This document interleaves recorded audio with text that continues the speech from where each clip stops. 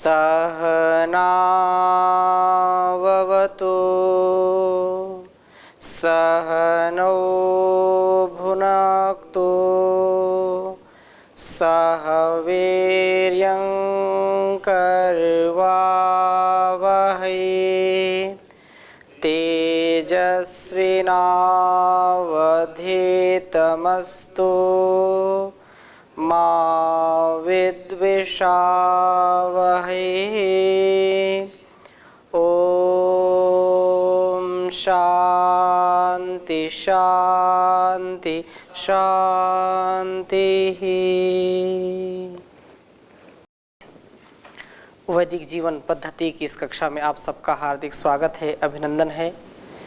वेदों का ज्ञान जो सबसे निराला है, सबसे आला है और इसका ज्ञान जो एक बार पा लेता है इस जगत से उसका उद्धार हो जाता है, हर प्रकार से उसका परिष्कार हो जाता है। क्योंकि यह जो ज्ञान है, यह जो विज्ञान है, ये सच्चे इंसान की निर्माण की कुंजी है। यदि हम लोक का सुख चाहते हैं, परलोक का सुख चाहते हैं, भौतिक ज्ञान चाहते हैं, आध्यात्मिक ज्ञान चाहते हैं, तो यह सब प्रकार से हमको समुन्नत करने वाला ज्ञान है। हम अपने जीवन में सुख, शांति, आनंद का अनुभव करना चाहते हैं, यदि इस जगत को कल्याण से भरना चाहते हैं और अपने जीवन को कल्याण से भरना चाहते हैं, तो ज्ञान की इस गंगा में हमको स्नान जरूर करना चाहिए। क्योंकि कहा है कि नहीं ज्ञानेन सदृशम पवित्रम इह विद्यते। इस संसार में ज्ञान से बढ़कर के कुछ पवित्र नहीं है और ज्ञान उन्हीं को होता है जो श्रद्धा से इसको पढ़ते हैं, समझते हैं, सुनते हैं। श्रद्धावान लभते ज्ञानम, जिनके अंदर श्रद्धा का भाव है वही इस ज्ञान गंगा में डुबकी लगा करके आनंद को पाते हैं, इस भाव सागर को तर जाते हैं। तो पिछली कक्षा में हमने ऋग्वेद के प्रथम मंडल के 24वें सूक्त के 5वें मंत्र का स्वाध्याय किया था और यह बात कही थी कि भग भक्तस्य ते वयम उदशेम तवावसा मूर्धानम राय आरभे। इसी मंत्र पर चर्चा हमने की थी और यह बात सुनिश्चित हमको कर लेनी चाहिए कि जो व्यक्ति अहंकार को, अपने घमंड को ऊपर लाता है, उसका व्यक्तित्व नीचे गिर जाता है। संसार में हमको कभी भी किसी भी प्रकार से अहंकार नहीं करना चाहिए, न अपने शरीर का, न अपने संसाधनों का, न अपने व्यक्तित्व का, न कृतित्व का। क्योंकि संसार में सब नश्वर है। हाँ, उसका तात्पर्य ये जरूर है कि अपने स्वबोध से हम अपने जीवन को आगे बढ़ाएं। इसका तात्पर्य ये भी नहीं कि हम बिल्कुल गिरे हैं, हम बिल्कुल दीनहीन हैं, इसका तात्पर्य ये भी नहीं। हम स्वाभिमान से जिएं, हम उस परमात्मा की संतान है, वो हमारा पिता है और उसके ऊपर हमारा पूरा विश्वास होना चाहिए। उस पिता ने हमको सामर्थ्य दिया है। जैसे भौतिक हम जगत में देखते हैं, लोक में देखते हैं कि पिता तो जन्म देने वाला होता है। मुझको पिताजी की बात याद आती है।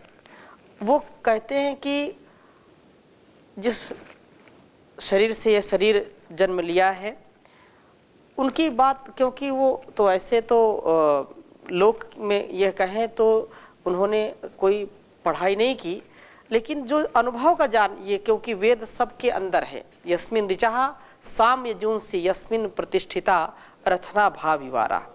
वो अक्सर इस बात को मैंने कहते उनको सुना कि माता पिता बच्चे के जन्म के साथी होते हैं, कर्म के साथी नहीं होते हैं।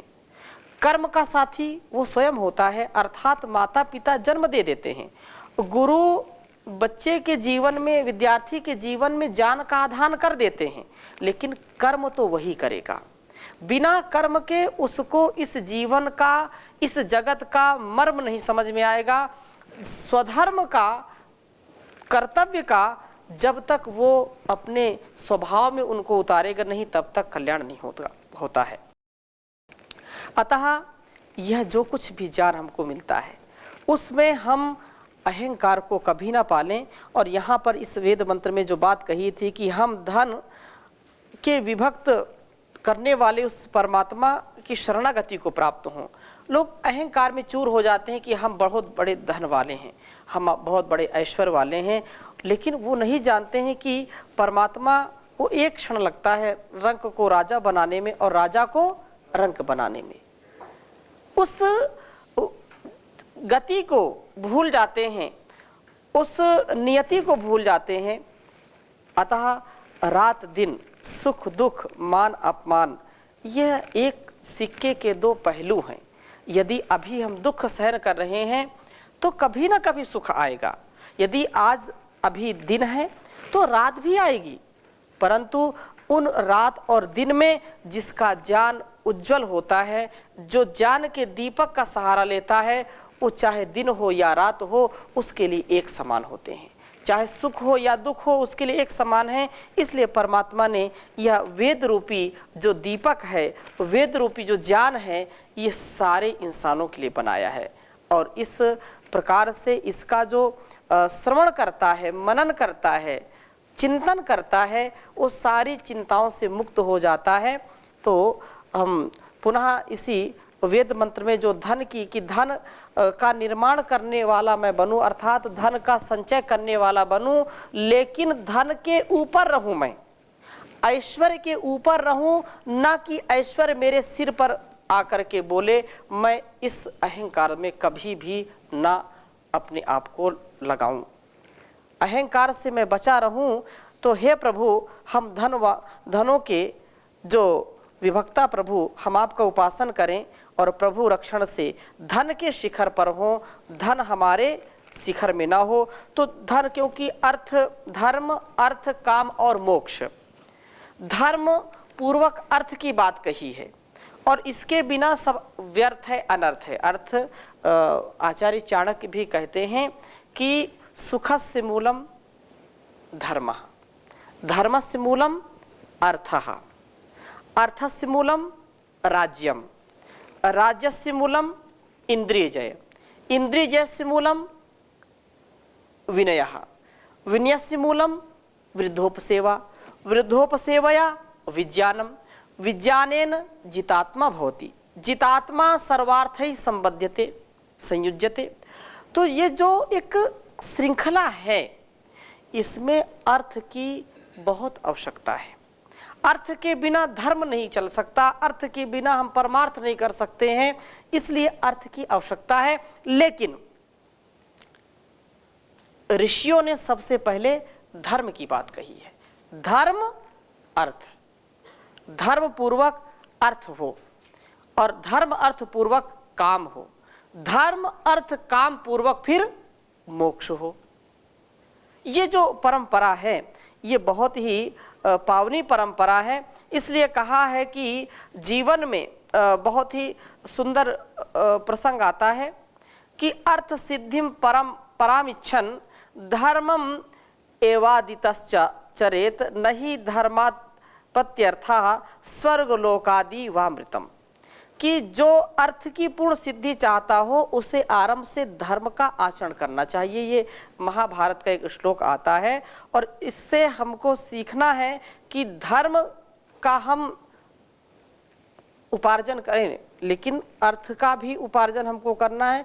धर्म हमारी रक्षा करता है और जब हम धर्म का पालन करेंगे तो स्वाभाविक रूप से रक्षा होगी।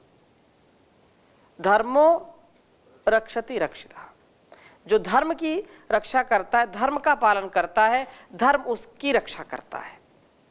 कर्तव्य की हम पालना करें, कर्तव्य से कभी भी एक हमको पग पीछे नहीं हटाना, सदा आगे बढ़ते रहना है। इसलिए बात कही है कि जो अर्थ की पूर्ण सिद्धि चाहते हैं, आज हम देखें, एक बार यदि व्यक्ति विश्वास पात्र हो गया तो लोग उस पर सतत विश्वास करते हैं, और एक बात यदि विश्वास पात्रता हट गई, विश्वासघात हो गया, तो कोई भी विश्वास नहीं करता। आज देखिए उनकी दुकानों में लाइन लगी रहती है, पहले से पहले बुकिंग होती है, जिनको लोग जान जाते हैं कि ये ईमानदार व्यक्ति है।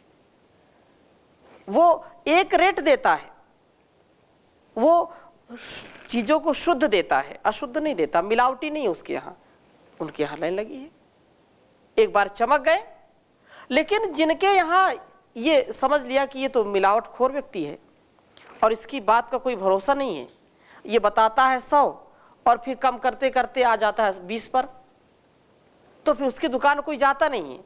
और जो व्यक्ति 100 बताता है और एक दाम लेता है, लेकिन ईमानदारी से लेता है, चाहे उसको 1 रुपया ही उसमें प्रॉफिट हो, 1 रुपया ही उसको आमदनी हो, 1 रुपया ही बचत हो, लेकिन लोग उसके यहाँ जरूर जाएंगे। तो ईमानदारी हमेशा सदा रही है और ईमानदारी से ही लोग अपने जीवन को अच्छा बनाते हैं और जो धर्म पूर्वक चलते हैं।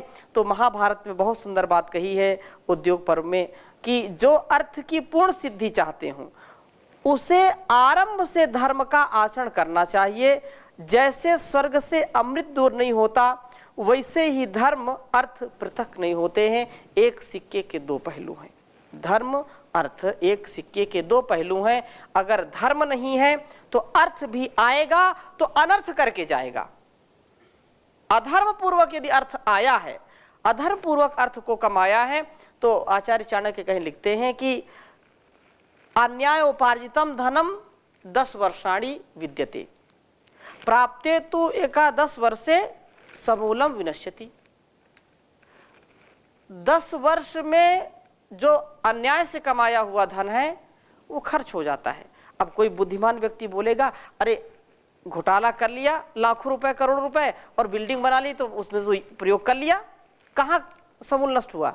लेकिन अनेक ऐसे बिंदु होते हैं, ऐसे अनेक एक्सीडेंट दुर्घटनाएं होती हैं जहां उसको उससे भी ज्यादा खर्च करना पड़ता है।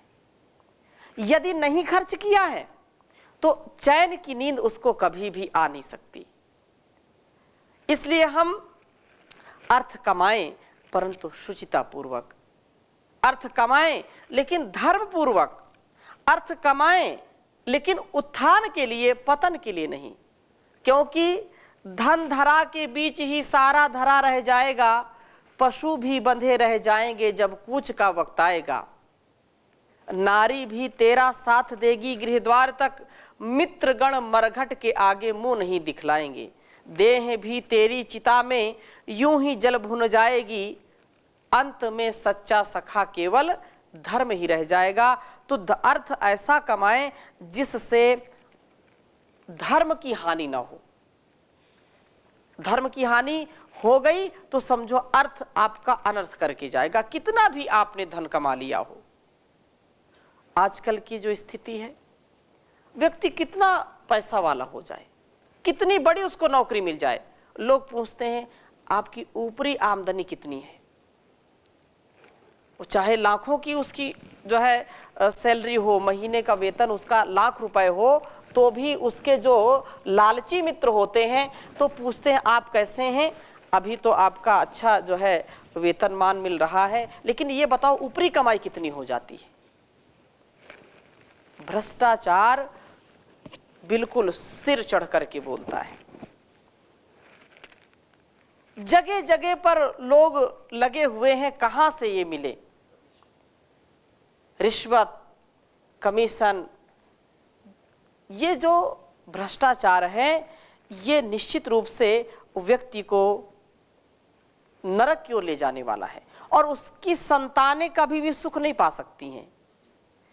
कितना भी व्यक्ति धनवान हो, जो रिश्वतखोर होता है, जिसके धन की कमाई अहंकार के रूप में आ जाती है और वह धन को सर्वोपरि मानता है, तो निश्चित रूप से धन उसको मिलेगा। जिसने जो माना है उसको मिलेगा, लेकिन दूसरा उसका जो क्षेत्र है जिसके लिए धन कमा रहा है उसका निर्माण नहीं हो सकता है। घर का निर्माण तो करा सकता है, लेकिन घर में रहने वालों का निर्माण वो कर नहीं सकता है। इसलिए 1 रुपए भी यदि बेईमानी का आया है तो कुछ ना कुछ आपका नुकसान करके जाएगा। इस बात को हमेशा हमको ध्यान में रखना चाहिए। और एक श्लोक आता है, बहुत सुंदर है, मैं इसको लिखता हूँ, क्योंकि यह जो धर्म अर्थ काम मोक्ष है, इससे हमारा जीवन बिल्कुल जुड़ा हुआ है, इसका उद्देश्य यही है।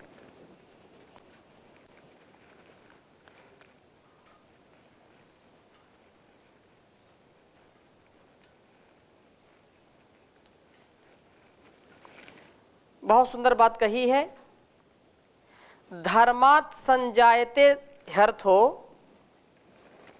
ये किसी पुराण का एक मैं उदाहरण आपके सामने प्रस्तुत कर रहा हूँ। जैसा वेद मंत्र हमने पढ़ा है उसी को जो है और स्पष्ट करते हुए,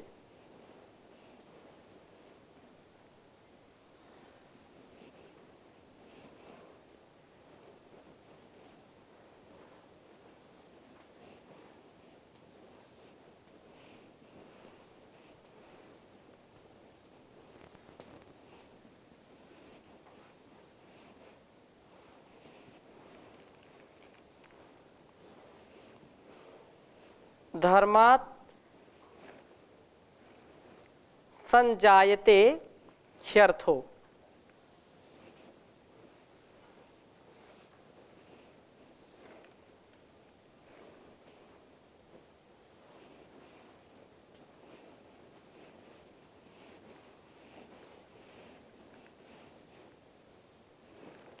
धर्मात् संजायते ह्यर्थो धर्मात् कामो भी जायते।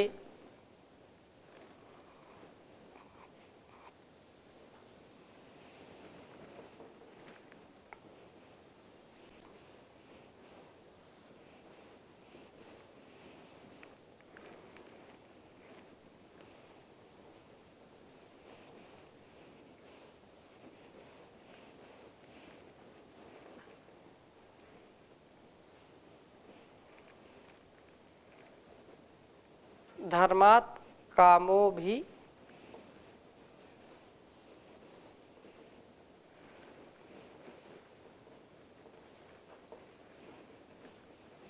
जायते।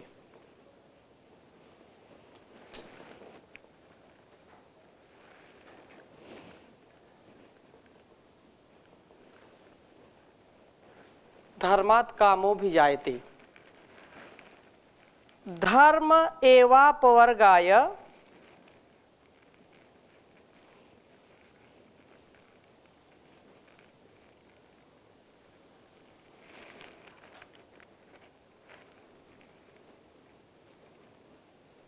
धर्म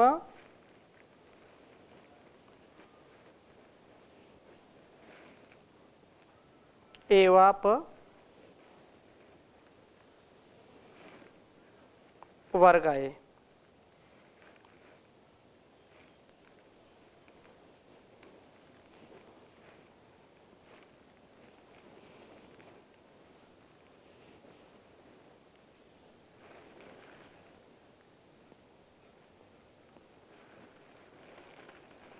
एपवर्गाय तस्मात् धर्मं समाश्रयेत्।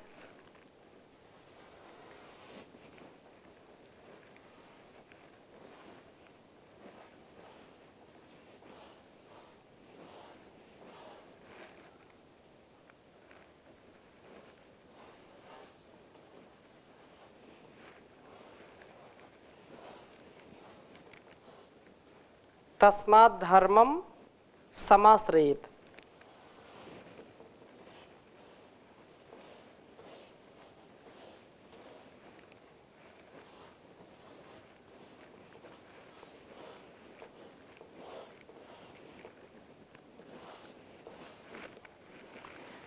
उच्चारण करेंगे, धर्मात् संजायते हर्थो धर्मात् कामो भी जायते। धर्म एवापवर्गाय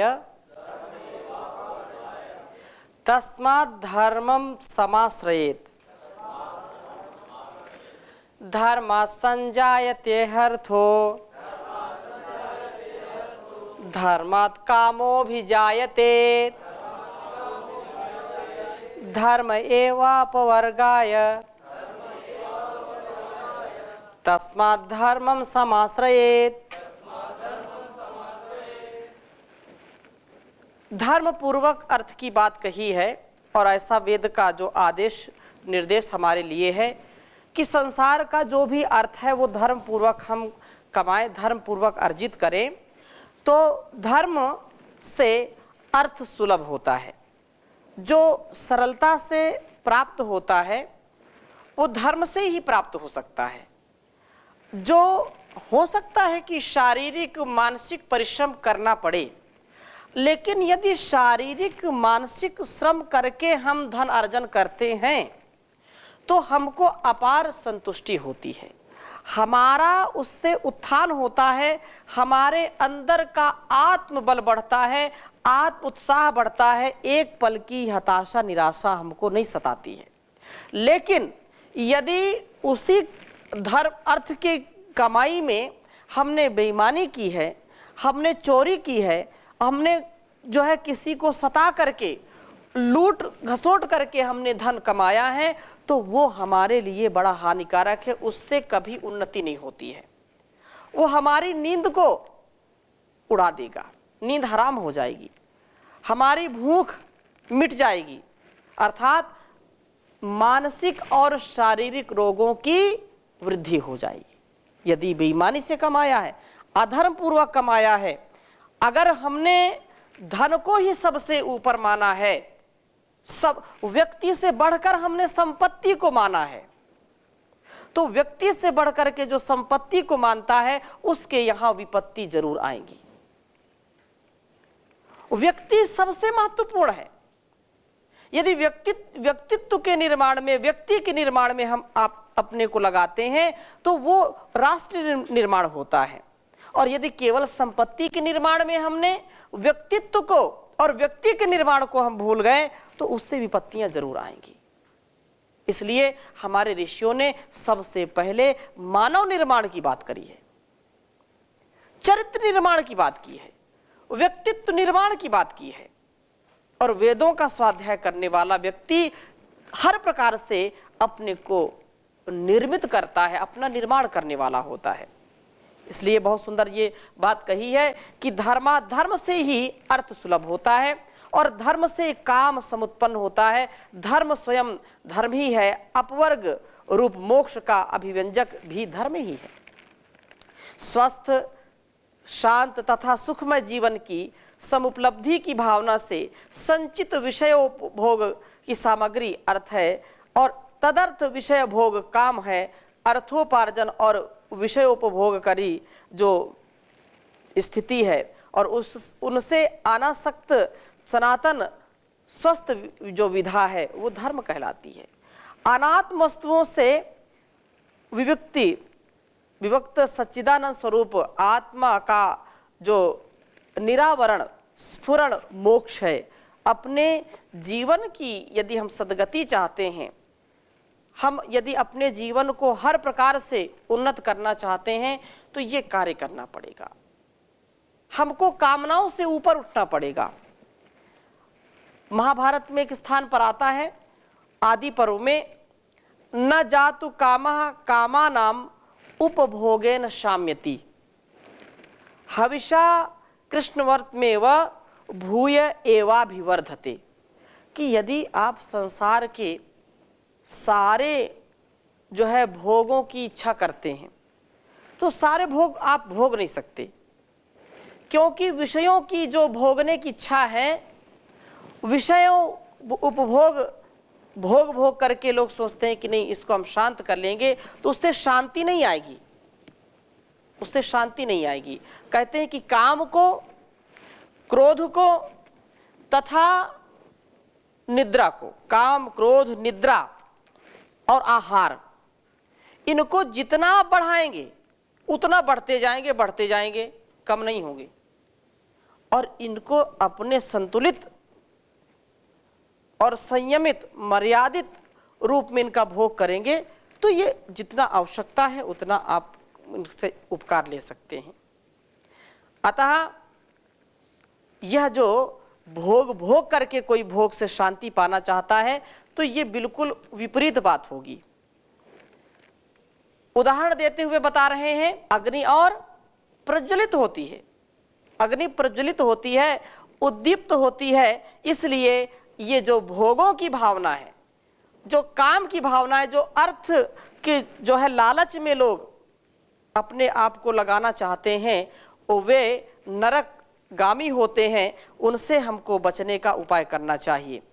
इसलिए आत्मशक्ति के लिए, उस परम शक्ति के लिए हमको अपने जीवन में परमात्मा का गुणगान करके, उसका ध्यान करके, वेद का ज्ञान आत्मसात करके अपने जीवन को उन्नत बनाना है। इसमें किसी भी प्रकार से एक भी पल का प्रमाद नहीं आना चाहिए।